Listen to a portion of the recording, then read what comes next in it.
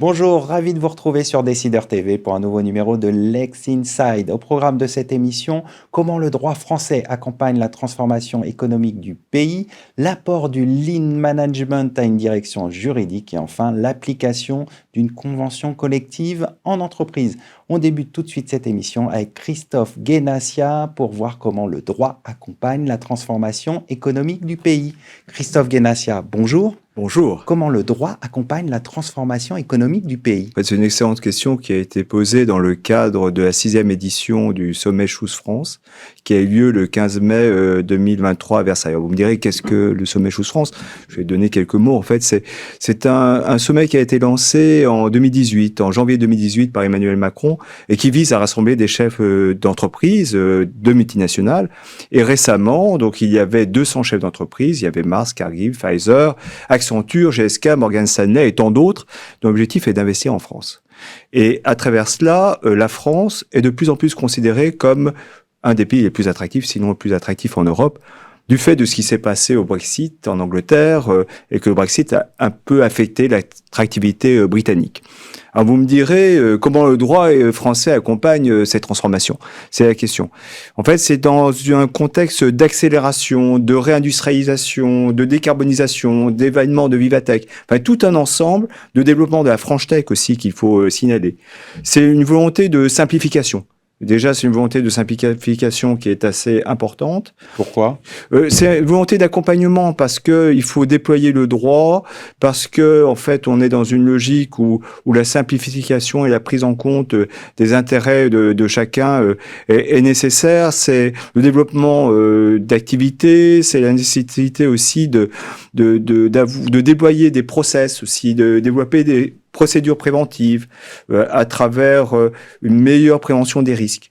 C'est tout ce qu'on appelle en fait la compliance, la conformité, qui est nécessaire également pour permettre une meilleure organisation et d'éviter des risques financiers et réputationnels pour les entreprises. On peut signaler également que la France présente une meilleure fiscalité. Elle est passée à 25% en 2022 en ce qui concerne la réduction de l'impôt sur les sociétés. Elle a soutenu le crédit de la recherche, elle permet des financements, elle allège les impôts de la production. Donc, la France est attractive également sur ce pied-là. Alors, vous venez de parler de la fiscalité, mais quelle place occupent les investissements étrangers en France? Là aussi, je vais revenir sur Choose France. Choose France, c'est 28 annonces, 13 milliards d'euros d'investissement, 8000 emplois. Donc, c'est énorme. Je trouve qu'on n'en a pas assez parlé. Il y a une usine de production de panneaux photovoltaïques. Il y a une usine de batteries également électriques à Dunkerque. En fait, c'est à coupler également avec le travail admirable qui est fait par Business France. Business France a publié, je crois que c'est le 11 mai 2023, un bilan 2022. C'est 1725 projets d'investissement. C'est 58 810 emplois qui sont sur le territoire national concernés. C'est plus 31% en ce qui concerne la hausse du nombre d'emplois créés. Il y a eu aussi un rapport d'Ernst & Young qui a développé cette activité avec un baromètre de l'attractivité de la France 2023. On devrait presque plus en parler. Alors justement, la France est attractive. Comment vous expliquez ce phénomène? Pourquoi elle est plus attractive? Parce que au niveau juridique, c'est un droit moderne. Je parlerai sur la partie qui est la mienne, c'est un droit moderne qui est reconnu à travers le monde. C'est aussi une cour d'arbitrage internationale qui siège à Paris, qui est reconnue. C'est une sécurité, c'est une stabilité à la fois économique et une stabilité des organisations juridiques, des procédures, des jugements qui sont appliqués dans le monde entier grâce à l'exéquatur. C'est l'anglais également qui est utilisé désormais comme une langue usuelle en matière financière. Et c'est également l'intégration de nouveaux outils de la blockchain est utilisée désormais dans nos activités. Alors vous avez dit que le droit français est un droit moderne. Comment le droit français est attractif à l'international? Eh bien parce qu'il accompagne déjà la transition écologique, il accompagne le mouvement, il accompagne la révolution numérique. Donc il est dans un cadre européen, d'Union européenne. Donc c'est la France dans l'Europe. C'est le droit français dans l'Europe qui permet d'asseoir un ordre international. Mais en dehors de cela, c'est une stratégie. J'ai été étonné de lire l'excellent rapport sur la stratégie de la France 2023-2028 de l'État. C'est une influence par le droit. C'est renforcer l'influence par le droit. c'est renforcer l'attractivité juridique française à travers en fait les chambres internationales, comme on l'a évoqué, le tribunal de commerce de Paris, la Cour internationale d'arbitrage, mais c'est aussi renforcer la coopération juridique et judiciaire. La coopération internationale, en fait, c'est rapprocher et de promouvoir les acteurs du droit. L'important, il me semble, c'est renforcer l'expertise juridique française qui est réelle. Nous disposons de tous les atouts. Nous avons des avocats, des juges, nous avons des professeurs. Une coopération juridique est nécessaire pour permettre un meilleur développement. On va conclure là-dessus. Merci d'être venu sur le plateau de Lexine.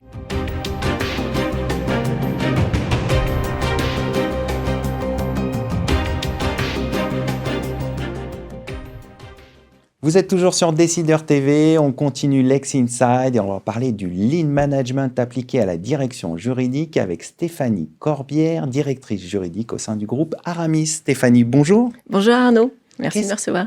Qu'est-ce que le Lean Management ?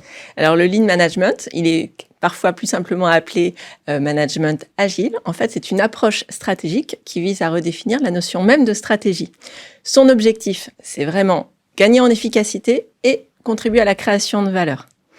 Et ce, la plupart du temps, via différents canaux. Et si on se concentre sur les 3 canaux principaux, le premier canal, c'est vraiment l'implication des équipes pour qu'ils puissent contribuer eux-mêmes aux améliorations et à la création de valeur. Et c'est la raison pour laquelle, en général, on reconnaît le Lean Management sous l'acronyme TPS pour Thinking People System et non pas pour Toyota Production System. Le deuxième canal, c'est la formation continue, qui est très importante, au même titre que le troisième et dernier canal, qui consiste à éliminer les différentes typologies de gaspillage qui peuvent exister. Alors, on comprend mieux ce qu'est le Lean Management, mais quelle est la différence entre le Lean Management et le leadership du groupe Aramis ?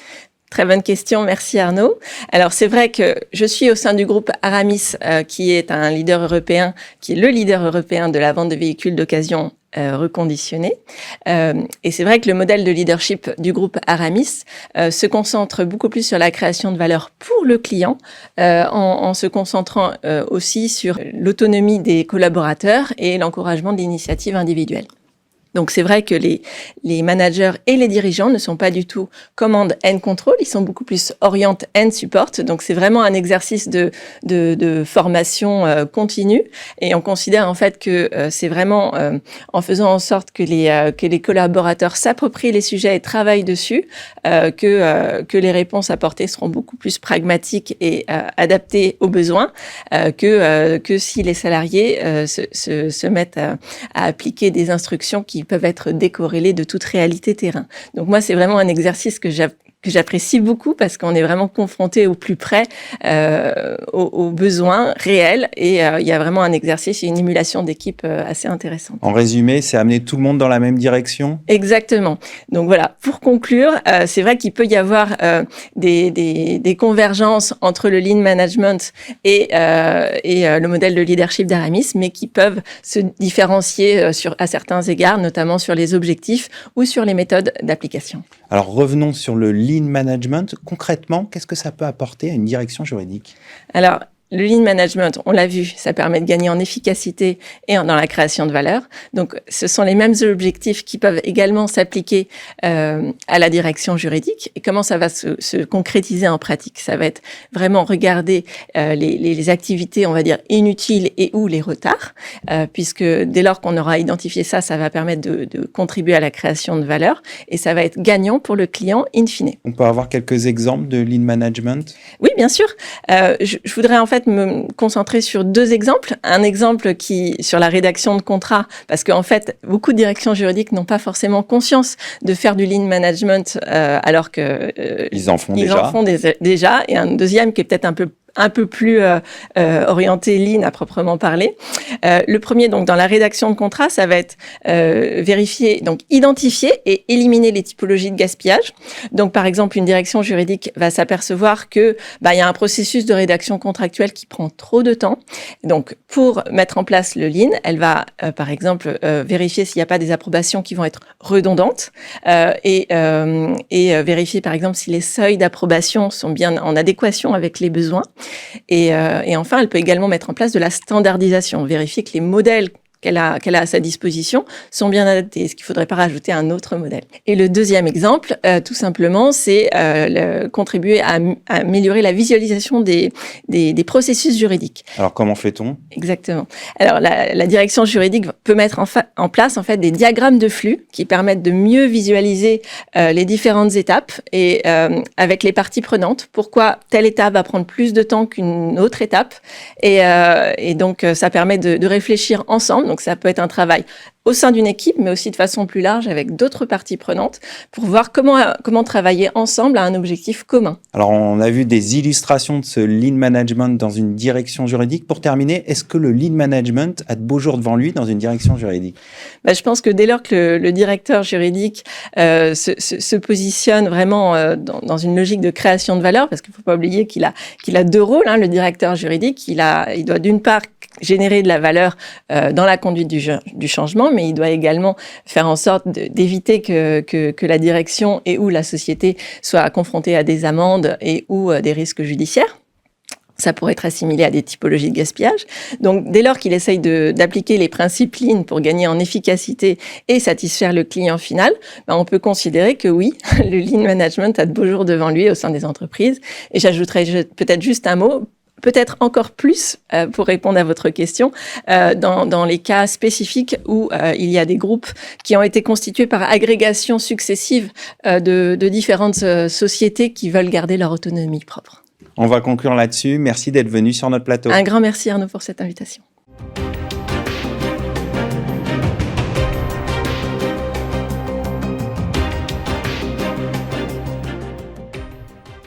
On poursuit Lex Inside. Comment s'applique une convention collective en entreprise? On en parle tout de suite avec mon invité, Angélique Desruelles, avocate fondatrice de CFD Law Avocat. Angélique, bonjour. Bonjour Arnaud. Alors, comment s'applique une convention collective en entreprise? Alors, la convention collective, c'est vraiment une spécificité française, mais qu'on retrouve dans d'autres pays, notamment, je cite l'Allemagne avec la fameuse Tarifvertrag. J'ai un petit peu regardé sur le sujet et en fait, je me suis rendu compte que la convention collective, elle date de 1919. Donc, elle a fêté ses 100 ans juste au début de la Covid. C'est vraiment une particularité qui a été introduite pour une notion de représentativité des travailleurs par rapport à des accords qui avaient été âprement négociés, mais sans syndicat.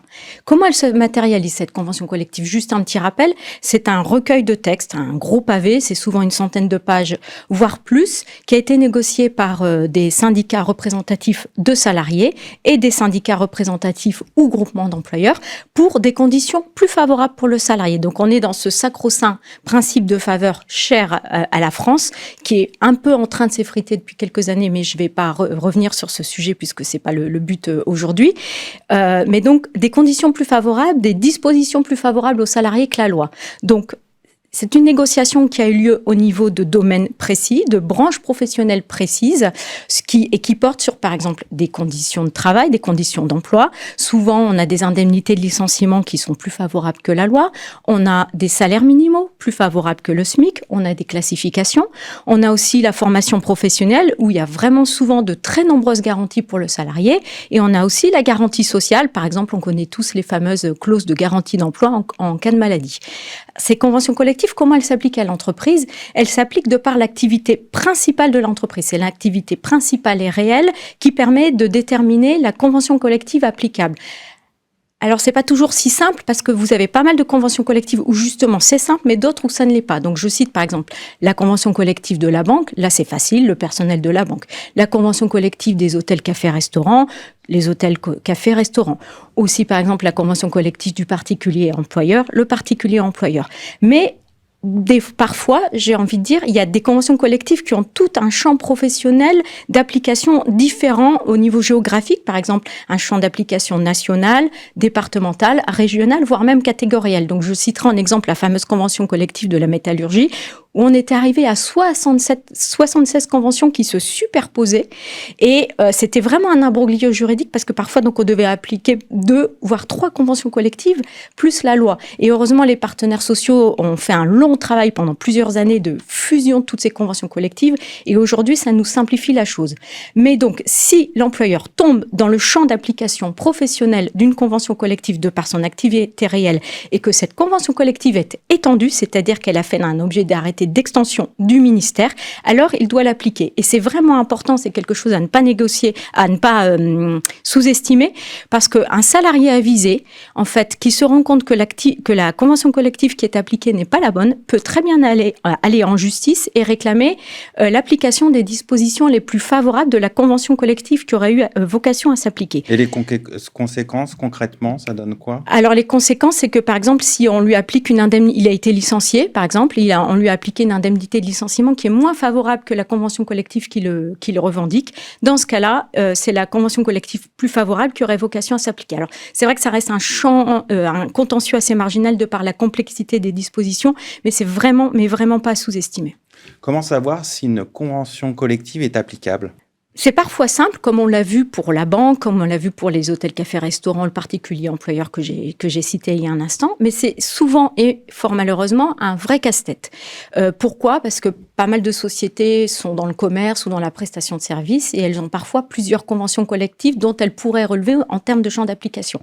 On a un indice. L'indice, c'est le fameux code APE ou code NAF qui est délivré en fait lors de la création de l'entreprise. C'est le code d'activité. C'est ça. Alors encore faut-il que ce code d'activité était correctement délivré et que l'administration ait eu les bonnes informations en fait. Ce code APE en fait donne une nomenclature en fait qui nous permet de cibler sur 1, 2, 3 ou 4, voire même 5 conventions collectives, mais qui donc permet de dégrossir le travail. Par contre, oui, je voulais ajouter que pour les employeurs, on peut trouver un simulateur sur service public de cette table de correspondance. Par contre, il faut savoir que malheureusement, et fort malheureusement, ça ne lit pas le juge. Cet indice ne lit pas le juge et le juge va garder son pouvoir souverain d'appréciation et continuera de faire une appréciation in concreto, en fonction donc de l'activité réelle et du chiffre d'affaires que l'employeur devra prouver. Alors, vous évoquez justement le rôle de l'employeur. Quelles sont ses obligations en matière de convention collective ? Donc, en matière de convention collective, quand l'employeur a fait ce travail de dégrossissage et sait que la convention collective s'applique à son activité, il doit, dans un premier temps, en informer le salarié et tout nouveau embauché. C'est chose facile, c'est ce qu'on fait toujours dans les contrats de travail. Ensuite, il doit pouvoir mettre à la disposition du salarié le texte de la convention collective à jour. Avant, cela se faisait principalement par voie d'affichage. Maintenant, du fait du télétravail et des nouveaux moyens de télécommunication, c'est souvent diffusé par le biais de l'intranet. Il doit également pouvoir le mentionner et faire une référence à la convention collective sur les bulletins de paie. Et enfin, et principalement, il doit en appliquer ses dispositions. Aujourd'hui, c'est un petit peu plus compliqué. C'est pas juste appliquer les dispositions, quoi qu'on peut le faire, mais il y a 2 séries de thèmes. Donc, il y a un thème de 13 thèmes vraiment majeurs où l'employeur ne peut pas déroger aux dispositions de la convention collective applicable. C'est notamment le cas de la classification, des salaires, certaines mesures relatives au CDD, les conditions renouvellement de la période d'essai, le temps partiel, le travail de nuit. Et depuis les ordonnances Macron de 2017, il a un certain pouvoir dans un certain nombre de domaines, comme par exemple la fixation de la période de prise des congés payés, les congés supplémentaires pour ancienneté, le forfait annuel en jours, où il peut déroger par accord d'entreprise dans un sens même moins favorable que la convention collective. Alors vraiment concrètement, j'ai envie de vous dire, c'est vrai que cette possibilité de négociation, elle est souvent réservée aux grandes entreprises qui vont négocier avec les syndicats. Pourquoi ? Parce qu'il faut pouvoir avoir l'accord des syndicats. Et c'est vrai que cela donne une légitimité de pouvoir négocier dans un sens moins favorable avec les syndicats. Par contre, c'est un véritable outil de performance et de productivité parce que, par exemple, l'employeur va pouvoir étendre le forfait jour à des salariés à la base non éligibles, comme les itinérants. Il va pouvoir remplacer par exemple une prime d'ancienneté par une prime de productivité si la négociation aboutit. Et voilà, donc je parle des grandes entreprises, mais aujourd'hui, toutes les entreprises peuvent négocier un tel accord d'entreprise indépendamment de leur taille, même si c'est vrai que dans les plus petites entreprises, on va plutôt se contenter d'appliquer les dispositions de la convention collective, mais parfois je vois des petits accords négociés à la marge, comme par exemple la période de fixation des congés payés, où de plus en plus l'employeur préfère s'aligner sur la période de prise des jours de réduction du temps de travail, c'est-à-dire sur l'année civile. On va conclure là-dessus. Merci d'être venu sur notre plateau. Merci beaucoup Arnaud. Merci à toutes et à tous pour votre fidélité. À très bientôt sur Décideur TV pour un nouveau numéro de Lex Inside.